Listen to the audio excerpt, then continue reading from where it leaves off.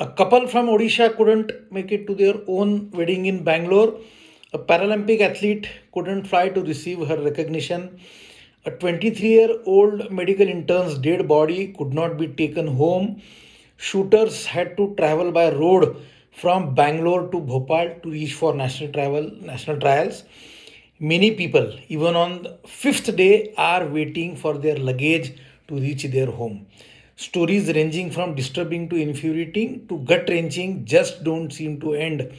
As I am recording this video on 10th December, even today, a crazy number of flights are getting cancelled.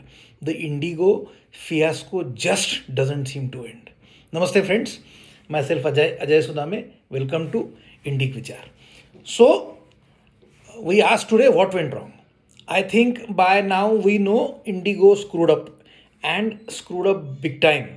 For a start, there were just not enough pilots available to fly. But then, till 5th December, everything seemed to be in order. No? How did the Indian middle class darling airline collapse so suddenly? To reiterate a few facts which are now easily available in public domain, the revised DGCA FTDL norms were notified with immediate effect on 31st May last year, with airlines initially required to comply by June 1st, 2024, but their implementation was deferred to a phased rollout starting July 1st, 2025 and completing by November 1st this year, 2025. This makes it amply clear that all airline operators were given enough time to implement this new set of rules. For me, these three changes hold the key. These three new rules hold the key. 48 consecutive hours of weekly rest for pilots, a limit of 2 night landings instead of 6 in a week, no more than 2 consecutive night duties. Obviously, these changes are aimed at reducing working hours for pilots, resulting in more efficiency and safety for passengers, reduce pressure, and better work life balance for pilots, which itself is a big irritant for corporate honchos who look upon most employees as cannon fodder.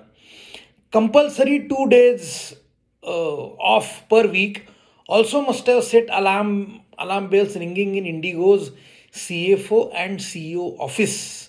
They knew this meant hiring more pilots, which obviously is increase in cost, or reducing the number of flights, which of course meant loss of revenue.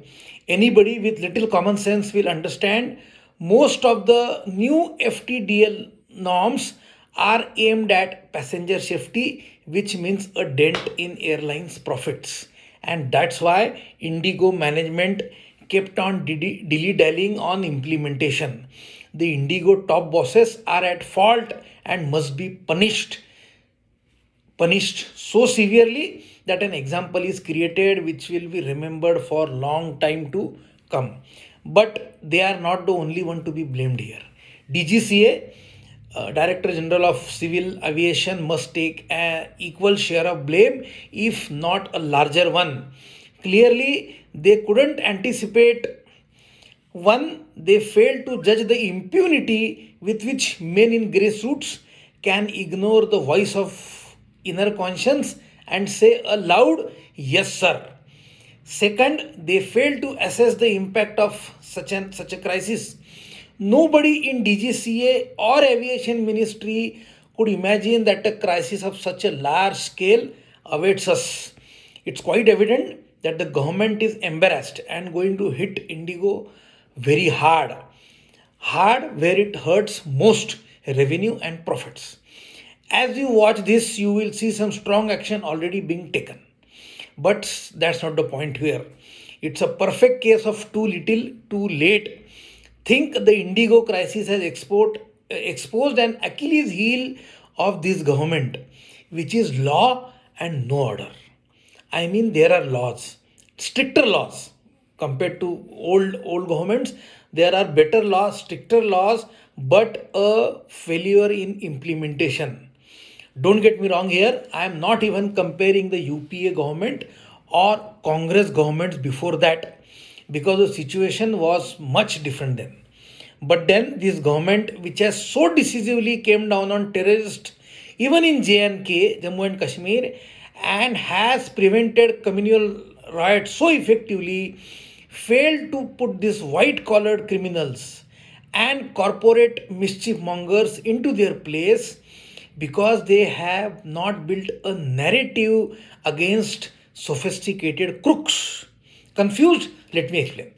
To make it easy, take a look at another incident and then another one. Just the next day of this Indigo scandal, around 25 people lost their lives in a nightclub fire in Goa. The stories coming out are even more gut wrenching. And the worst part is the owners, Luthra brothers, are absconding. The day they had taken an early international flight, the very next day, the ghastly inferno took 25 lives in Goa. How is this possible? How could Luthra brothers book tickets and fly out of the country before Goa police could get its act together? Can't help but remember Vijay Mallya here, who has been a fugitive for more than a decade now and enjoying a royal lifestyle under Her Majesty's crown in England. I wonder if this is some sort of a divine coincidence that Mallya, who also owned an airline which drove him nuts and insolvent eventually, and it's an airline again which has driven middle class India nuts and into a week long mourning.